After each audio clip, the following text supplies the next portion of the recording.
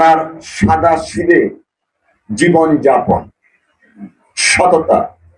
এই যে দেখেন আজকে আমাদের মাননীয় প্রধানমন্ত্রীকে দেখি শহীদ জিয়ার প্রতিচ্ছবি, একটা ফুলাতার শার্ট, সাদা শার্ট, একটা শার্ট আর একটা আকাশি কালারের আরেকটা শার্ট, এই দুই শার্ট পরে 3 মাসের প্রধানমন্ত্রী তিনি চালায় যাচ্ছেন।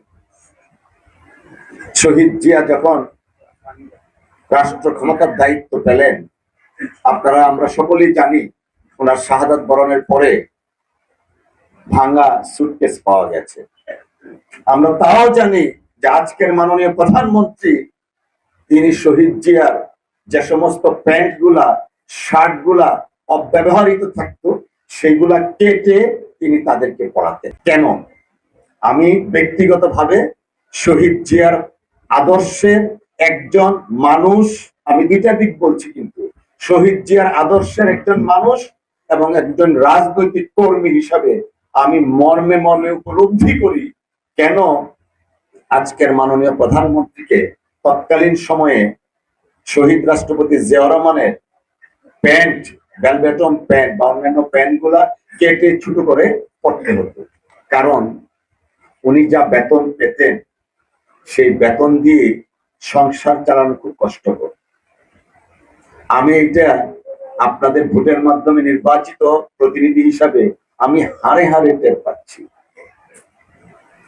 নির্দিষ্ট পরিমাণের টাকা দিয়ে চলা যে কত কষ্টকর, সংসার চালানো অনেক কষ্টকর। কেন এই কথাগুলো বলছি? আমরা যারা পাবলিকলি ইনভলভ থাকি, অর্থাৎ রাজনীতি বা মানব সেবার জন্য আমরা যারা কাজ করি, আমাদের কাছে কিন্তু শহীদ জিয়া একজন আদর্শ ব্যক্তিত্ব।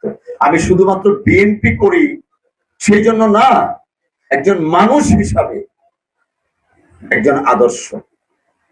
তার সততা, দেশপ্রেম, মানুষের প্রতি তার মমত্ববোধ, দেশের প্রতি দায়িত্ববোধ, একজন ধার্মিক মানুষ, সবকিছু মিলিয়ে একজন পরিপূর্ণ মানুষ ছিলেন শহীদ রাষ্ট্রপতি জিয়াউর রহমান।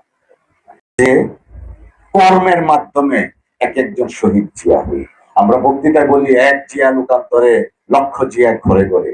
আমাদের লক্ষ জিয়ার দরকার নেই। সমাজে বা এক একটা গ্রামে যদি এক একজন জিয়া থাকে তাহলে কিন্তু যথেষ্ট। আমরা প্রকৃত জিয়া প্রেমী হই, প্রকৃত অর্থে জিয়াকে আমরা ধারণ করি, লালন করি, তাহলেই ওনার আত্মা শান্তি পাবেন এবং ওনার যে আদর্শ আছে সেই আদর্শটা চির অম্লান থাকবে।